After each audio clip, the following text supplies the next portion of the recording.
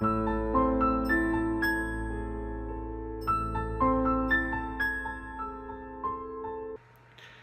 paranormal people, it's Ashley Knibb here, paranormal explorer, investigator and researcher from ashleyknibb.com. Don't forget to check out my website, and if you like this video, give it a like and a share and subscribe to my YouTube channel. This time I thought I'd explore a little bit about the Scole Experiment, which is something that happened back in the 90s.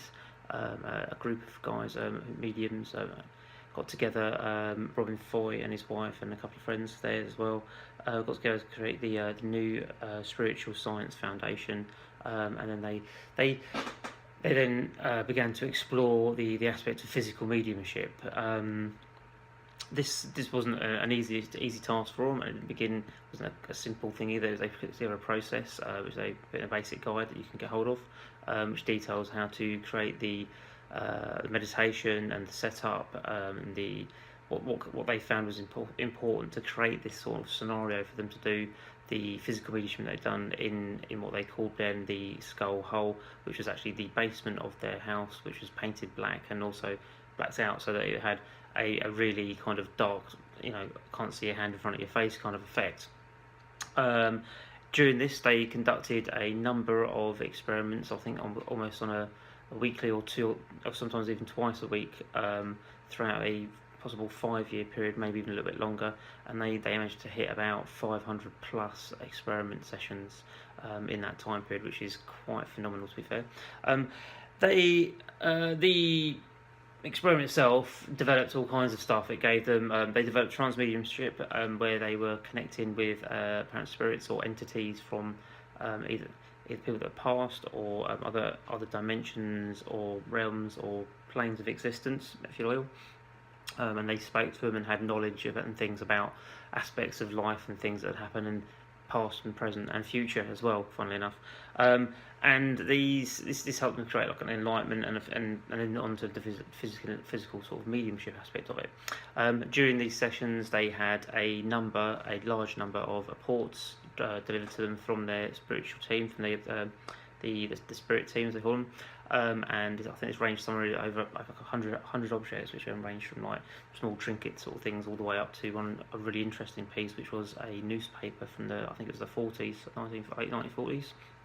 And that particular paper was then later tested, tested the way it's printed and the ink and stuff that was used on that paper, and it actually turned out to be that it was very likely that it had come from that particular time as well, even though when it was delivered it looked almost brand new and hadn't dated at all in the 30-some years that had passed.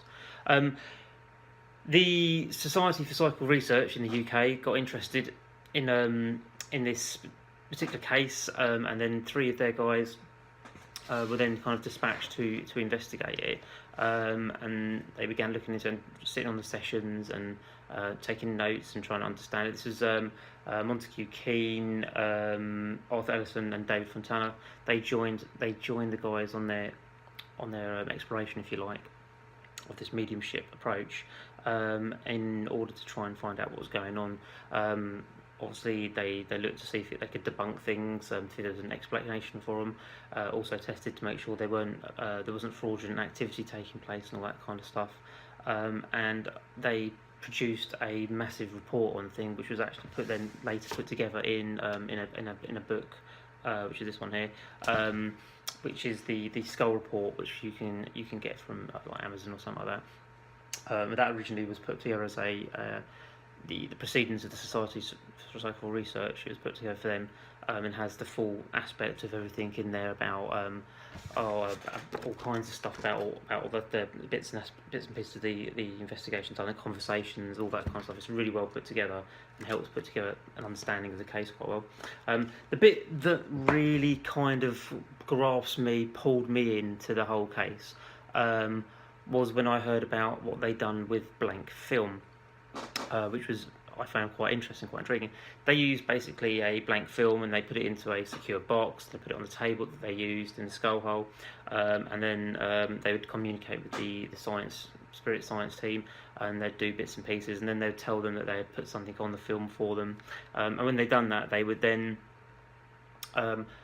develop the film using their own methods and stuff like that, and off that then they would see that there was certain things on the film, and these ranged from all kinds of different aspects, from messages that were in different languages, to imagery, things like that sort of thing, which then could be linked back to alchemy.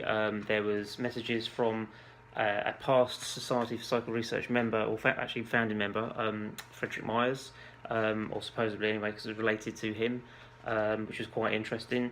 There was, I think there was a photograph came through of Sir Arthur Conan Doyle at some point as well, or that was taken on a camera at some point. And also one of the interesting things that came through was the design for what they later called the TDC, the Trans-Dimensional Communication Device, which was signed TAE, which they believed to be possibly to be related to Edison, obviously, and I think they actually checked that signature as well with a museum in America that had some of Edison's signatures, and that kind of matched up as well, which is equally quite interesting. There's still one particular film also in there which they call the Dragon film that I'm actually looking into, which may be a later post perhaps. But suffice to say, over the 5 years, 500 plus sittings, that kind of stuff, they produced some fantastic evidence, if you want to call it that. They took the whole thing out of the skull hole, so because they started with just 4 of them, and then obviously the 3 from the SPR as well. They took it out of the skull hole and then went to America and had additional people sitting. I think they even done one in some garage over there at one point, and they had other people sat with them as well. And these people witnessed this. They witnessed the light anomalies that occurred, which was where a light was sort of moving around the room and then would like land on their hand or bounce on them, or bounce on their leg, or pass through them as well. They also witnessed a fantastic piece of levitation where a table actually, I think if memory serves me, it lifted up, turned on its side and span around quite quickly as well, which was quite phenomenal.